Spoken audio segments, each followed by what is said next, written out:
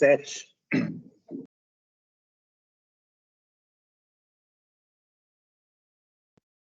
Mateus, capítulo 7.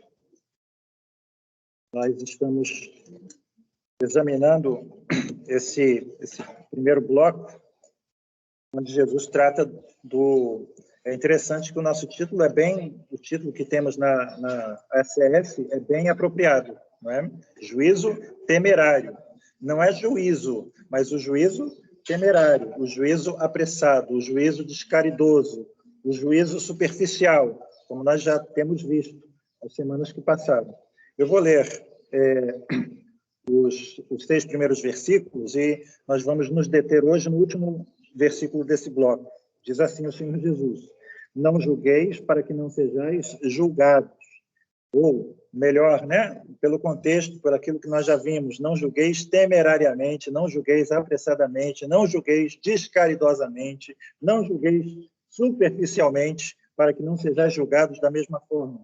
Porque com o juízo com que julgardes, sereis julgados. E com a medida com que tiverdes medido, vos hão de medir a vós. E porque reparas tu no argueiro, no cisco, que está no olho do teu irmão, e não vês a trave que está no teu olho? Ou como dirás a teu irmão: deixa-me tirar o argueiro do teu olho, estando uma trave no teu? Hipócrita, tira primeiro a trave do teu olho, e então cuidarás em tirar o argueiro do olho do teu irmão. Não deis aos cães as coisas santas, nem deiteis aos porcos as vossas pérolas. Não aconteça que as pisem com os pés e, voltando-se, vos despedacem. Vamos orar mais uma vez, irmãos? Nosso Deus, Pai Celestial, Deus Santo, Eterno, Onipotente, que se assenta no alto e sublime trono, mas que se compadece das nossas fraquezas, e estás aqui conosco, Deus transcendente, mas Deus imanente, Deus das galáxias distantes, mas Deus dos nossos corações. Nós te louvamos, nós te adoramos, nós nos prostramos diante de ti, e agora, Senhor Deus, te suplicamos mais uma vez que tu venhas ao encontro, Senhor Deus, das nossas debilidades e fraquezas, da nossa falta de entendimento, da nossa incapacidade de ver as coisas, Senhor Deus, e aclara, Senhor Deus, os olhos do nosso coração, da nossa mente, da nossa alma, Senhor Deus, pela pregação, pela exposição da tua palavra, Senhor. O teu Santo Espírito possa atuar poderosamente nos nossos corações fracos, enganosos, desesperadamente corruptos, que não os conhecemos, Senhor. Que a tua palavra possa sondar-nos, Senhor Deus. Que a tua palavra possa ser, de fato, como espada de 2 gumes, que sonda, que penetra, Senhor Deus, no mais íntimo do nosso ser. E que, assim, Senhor Deus, sejamos corrigidos pelo Senhor, edificados pelo Senhor, santificados por ti, aptos, Senhor Deus, a viver neste mundo, sensata, justa e piedosamente. Guarda, Senhor Deus, os nossos corações, é o que nós te pedimos e te agradecemos, no nome santo do Senhor Jesus, que vive e que reina pelos séculos sem fim. Amém. Amém. Irmãos, nós já vimos que, aparentemente, à luz dos versículos anteriores, esse versículo 6 é uma aparente contradição, não é mesmo? Jesus, ele nos diz, como numa leitura superficial que fazemos para não julgar, e no verso 6, ele diz que existem algumas pessoas que, após nós julgarmos e após nós avaliarmos a vida dessas pessoas, elas seriam caracterizadas como porcos ou como cães, infelizmente, né? Então, nós já vimos aqui o contexto. Mesmo se nós já nos julgamos a nós mesmos, em primeiro lugar, se nós não somos condescendentes com o nosso próprio ser, com o nosso próprio comportamento, com a minha própria vida, se eu já reconheci que eu, de alguma forma, posso ser hipócrita, como no verso 5, se eu já reconheci que pode haver traves no meu olho, se eu já tenho sido capacitado a retirá-las, a reconhecê-las e a retirá-las. Você reconhece isso? Você tem feito isso, né? Se você sabe que, eventualmente, você pode, de fato, vir a enxergar mal, se você sabe que, de fato, aquela frase de Calvino se aplica a você, que os seus sentidos, a sua compreensão, a sua visão dos fatos, A sua opinião a respeito de você mesmo e das outras pessoas, das pessoas que te cercam, pode estar embotada pelo seu pecado, se você realmente pode reconhecer isso, se você reconhece isso, que você pode eventualmente enxergar mal, e se você fica atento quanto a isso, certo? Você aprendeu a se examinar a si mesmo, como diz o Salmo 139. Se você aprendeu a examinar as suas emoções, os seus pensamentos, as suas motivações, se você aprendeu a reconhecer o seu temperamento, se você já se acostumou, já se habituou a sondar-se a si mesmo dia a dia com o auxílio do Espírito Santo, ver se há em mim algum caminho mau, então, e somente então, você estará apto a assumir a imensa, a grande responsabilidade, eu costumo dizer também, o grande risco, né, de julgar. Existe uma grande responsabilidade e que eu acho que precisa haver pessoas maduras na igreja para desmascarar a heresia, para revelar o mal, para exercer o discernimento, para saber avaliar pessoas e situações, para provar os espíritos, para provar os profetas, para acautelar-se dos falsos mestres. Então, se nós realmente aprendemos o que ouvimos nas semanas anteriores, você não vai ser uma pessoa ingênua que vai acreditar em todas as mensagens que você recebe pelo WhatsApp. Você vai reconhecer que há mal neste mundo e que há pessoas que, à primeira vista, são boas, ou aparentemente aparentam ser boas, gentis, mas que, de fato, são lobos. E que a bondade e a gentileza dessas pessoas pode ser somente aquilo que Jesus diz, uma pele falsa, uma cobertura falsa. Então, você vai ser capaz de distinguir entre pessoa e pessoa, entre traves e argueiros, entre bem e mal. Irmãos, na semana passada eu vou ler de novo, esse trecho de Romanos, capítulo 15, o verso 14, onde o apóstolo Paulo diz o seguinte: e eu próprio, meus irmãos, e a igreja de Roma era abençoada nesse sentido, né? Certo estou a respeito de vós, que vós mesmos estáis cheios de, primeiro, bondade, segundo, cheios de todo conhecimento, bondade e conhecimento, podendo admoestar-vos uns aos outros. A aptidão para nos admoestar uns aos outros implica em nós estarmos cheios, transbordantes, plenos de conhecimento, mas também plenos, transbordantes de bondade, para que nós não julguemos apressadamente, para que nós não cheguemos a conclusões precipitadas. Como, irmãos, a igreja precisa de gente assim, de pessoas assim, cheias de bondade e plenamente supridas de toda a sabedoria, capazes de admoestar e também de serem admoestadas. Isso é importante, porque não existe ninguém, a começar em mim, que tenha atingido a perfeição. Nem o apóstolo Paulo. Eu costumo dizer, brincando, né, que Paulo está para os cristãos evangélicos quase como que Maria está para os católicos romanos, mas nem o apóstolo Paulo disse que era perfeito. Nem Maria, né? O Magnificat, ela disse, Deus atentou para a baixeza da sua serva. Ele chamou a Deus de seu salvador, ela necessitava também de salvação. Então, todos nós precisamos ser capazes de ser admoestados. Já se disse que o verdadeiro líder é aquele que é capaz de ser liderado também. Se nós não sabemos obedecer, nunca jamais saberemos mandar. E o que significa admoestar? Peguei no dicionário aqui. Repreender branda e benevolamente, denunciando o mal feito e encarecendo o bem a fazer. Corrigir as velas para dar o rumo certo ao barco. Nortear. Interessante, né?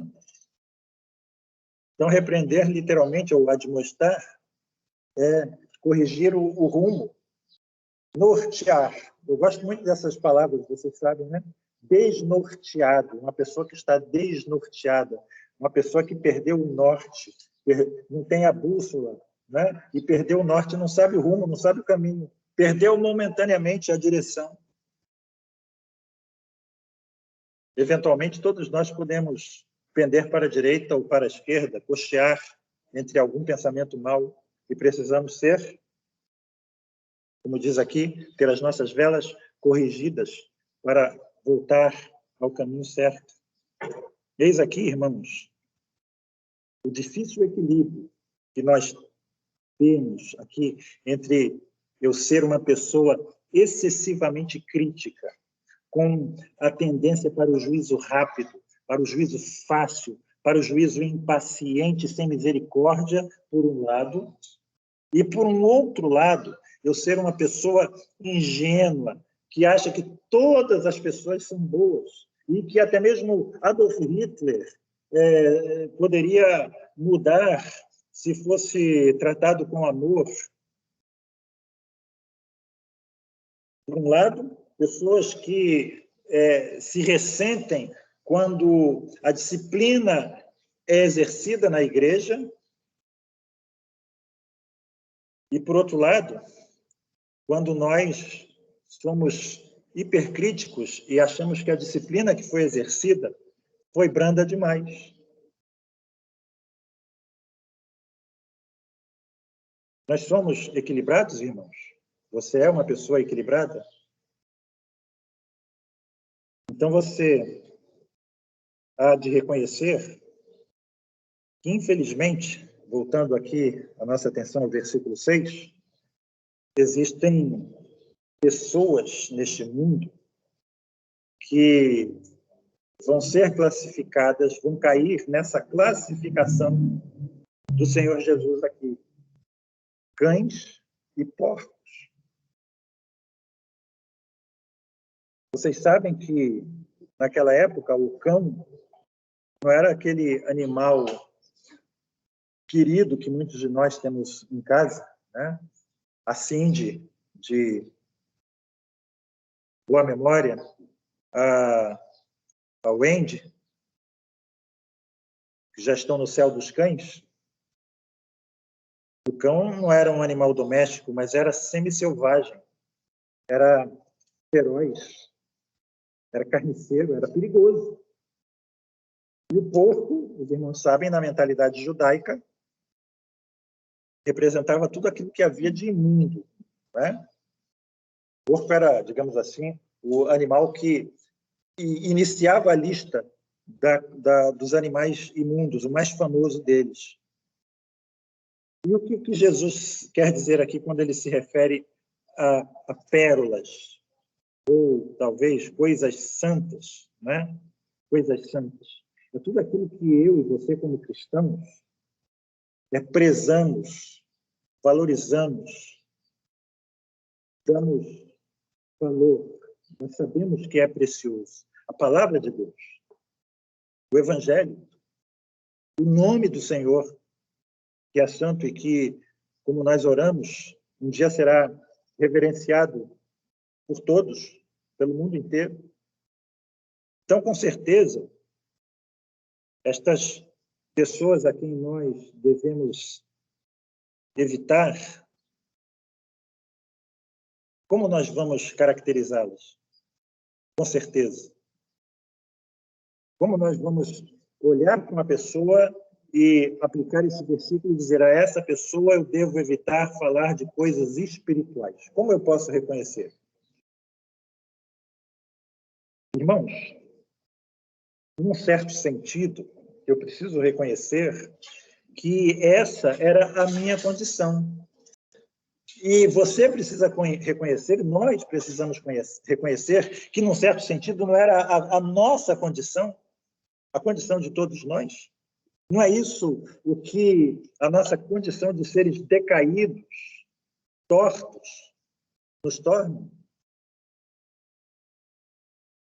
Na realidade, nós costumamos dizer isso. Se você acha que está fora disso, você não precisa continuar ouvindo a mensagem.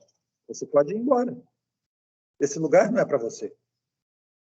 Esse lugar é para pecadores. O pendor da carne, nós não aprendemos, não é inimizade contra Deus. Não é comum que as pessoas que nós conhecemos, às vezes, zombem e até reajam com impaciência, com impertinência, quando nós começamos a falar de coisas espirituais? Não é uma experiência comum de todos nós? Não é esse tipo de atitude que está realmente profundamente entranhado na natureza de nós, filhos de Adão e filhas de Eva, seres humanos decaídos? Por isso, se você entendeu os 5 versículos anteriores, se você realmente, mais uma vez, já tirou a trave do seu olho, você não vai ser uma pessoa impaciente com aqueles que não se convertem imediatamente. Quando você fala, você não vai se ressentir quando você estiver diante de alguém que não aprecie a pureza, a verdade, a santidade, a beleza que emana da palavra de Deus e do próprio Deus.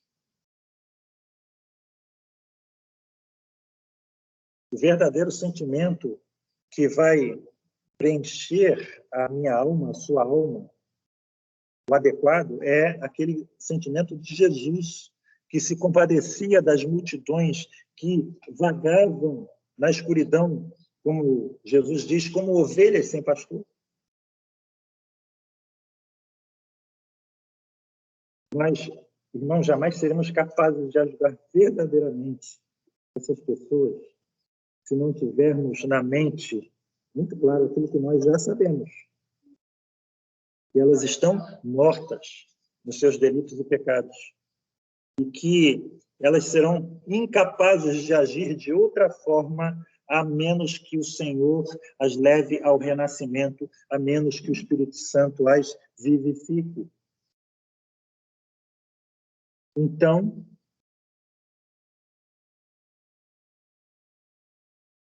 quem seriam esses cães e porcos a quem nós não devemos compartilhar as coisas santas? Não é uma resposta fácil. Para saber verdadeiramente isso, nós precisamos ser maduros. Às vezes, na classe de escola dominical, sempre na classe de escola dominical dos novos membros, quando me refiro à liderança, na semana que vem nós teremos eleições, né, para presbítero, que o pastor, ele é doutor, lembra? Em Efésios 4? Pastor doutor. O que significa doutor? Vem de uma palavra que é douto. O que é douto? É uma palavra, é uma pessoa que tem amplo domínio, conhecimento de um determinado assunto. Por isso que o doutor é um presbítero. Presbítero diz respeito à condição da pessoa. Cabelos brancos. É como se fosse um carro bem rodado, não é um carro 0 quilômetro, né? É uma pessoa velha, literalmente. E esse é o literal da Bíblia. Então, essas coisas não se aprendem de uma hora para outra. Então, para saber disso, você precisa se demorar no estudo da Escritura. Você precisa prestar atenção nos detalhes. O de Deus diz que é pela prática que nós temos os nossos sentidos exercitados para discernir o bem e o mal. Não existe outro caminho. Aqui eu só vou lhe dar algumas indicações. Em primeiro lugar, repare como Jesus agiu nesse mundo. Olhe, leia os evangelhos. Ele sempre soube distinguir entre pessoa e pessoa. Se você ler os evangelhos, você vai ver que Jesus nunca tratou duas pessoas da mesma forma. Veja como ele se portou com Nicodemos em João capítulo 3. Depois vire a folha, vire a página e veja como ele se portou com a mulher samaritana. Veja como ele agiu com Natanael e depois veja como ele agiu com a mulher adúltera. Veja como ele agiu com Simão, o fariseu, e com a mulher que estava chorando sobre os seus pés, regando seus pés com as lágrimas e enxugando com seus cabelos. Veja como ele tratava os publicanos e os pecadores, e depois veja como ele tratava os fariseus, orgulhosos aos seus próprios olhos, santos e perfeitos a si mesmos. Veja, por exemplo, Lucas capítulo 23, quando Jesus foi interrogado por Pilatos, e Jesus respondeu a Pilatos, o romano, depois, quando ele foi interrogado por Herodes, o idumeu, que tinha muito mais conhecimento da Escritura Sagrada do que Pilatos, mas Jesus não lhe respondeu absolutamente nada. Por quê? Porque nós sabemos que Herodes só tinha uma curiosidade mórbida por sinais e maravilhas. E Jesus ficou calado diante dele. Veja Paulo pregando em Antioquia, em Atos 13, e a resposta de Paulo diante da oposição dos judeus. Anotei aqui, Paulo disse assim à sinagoga lá em Antioquia: cumpria que a vós outros, em primeiro lugar, fosse pregada a palavra de Deus, mas posto que a rejeitais, e a vós mesmos vos julgais indignos da vida eterna, nós vamos pregar aos gentios. E também Atos 18, verso 6. Opondo-se a eles e blasfemando os judeus,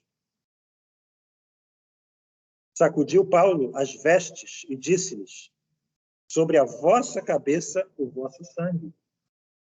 Eu dele estou limpo, e desde agora vou para os gentios. O apóstolo Paulo, sempre que ia a uma cidade nova, o primeiro lugar que ele procurava era uma sinagoga. Havendo aceitação, como, por exemplo, entre os bereanos, ele continuava a pregar. Havendo rejeição, como, por exemplo, aqui, em Antioquia, ele ia pregar os gentios. Veja também a resposta de Paulo, e o detalhe da Bíblia diz, cheio do Espírito Santo, em Atos 13, verso 10, a Elimas, o mago: tu estás cheio de mentira e malignidade. Ou então, um homem cheio de mentira, de mal, filho do diabo, inimigo de tudo que é justo. Quando cessarás de perverter os retos caminhos do Senhor? Os irmãos devem saber o que aconteceu logo depois da Elimas, o mago. Quem são, irmãos, esses cães e esses porcos? Eu creio que Hebreus 6, um texto que muitos arminianos usam para mostrar que o cristão pode perder a salvação, mas não é, não é? Hebreus 6, de 4 a 6, nos dá uma boa indicação de quem eles são. Diz assim o texto: porque é impossível que os que já foram uma vez iluminados e provaram o dom celestial e se tornaram participantes do Espírito Santo e provaram a boa palavra de Deus e as virtudes do século futuro e recaíram, sejam outra vez renovados para arrependimento, pois assim quanto a eles, de novo, crucificaram o Filho de Deus e o expõem ao vitupério. Lembram quando nós analisamos com mais detalhe, com mais vagar esse texto? Nenhuma das palavras que o Novo Testamento usualmente aplica aos convertidos é aplicada aqui. O que, por exemplo, o apóstolo Paulo, quais são as palavras que o apóstolo Paulo usa em Romanos 8? Conhecidos, predestinados, amados, chamados, justificados, santificados, glorificados. Nenhuma dessas palavras aparece aqui, né? As palavras que são aplicadas à obra de Deus na vida dos seus eleitos. Então, é forçoso reconhecer, irmãos, que pode haver gente assim perto de nós. Mas, terminando, não se apresse em concluir nada. Não seja apressado. Não se precipite, não se afobe. As coisas, às vezes, elas não são aquilo que aparentam ser. E nós precisamos, você precisa, continuamente se preparar para essa tarefa. E você já aprendeu como você precisa se preparar para essa tarefa. Não seja indulgente consigo mesmo. Seja o seu maior crítico. Seja o seu maior avaliador. Aprenda a reconhecer-se. Aprenda a se olhar, aprenda a se ver à luz da palavra de Deus. Não seja como aqueles que o apóstolo, que Tiago diz, eles se miram na palavra e depois vão e se esquecem de como era. E assim, você poderá se tornar apto a ser o guardião da verdade. Como nós estamos guardando a verdade? De que forma? Como você está expondo a verdade? A Bíblia diz que nós somos cartas vivas do Senhor Jesus. Já se disse uma grande verdade que os pagãos não costumam ler as Escrituras, mas você é a Escritura que os pagãos leem. Como você tem vivido?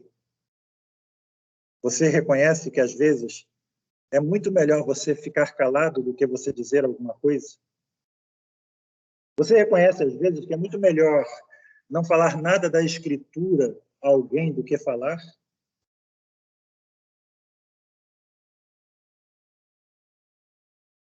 Aquelas pessoas que se opõem, mas que virão a ser chamadas por Deus. E existem aquelas pessoas que são boas amigas do Evangelho, que costumam estar conosco, mas que permanecem na sua incredulidade.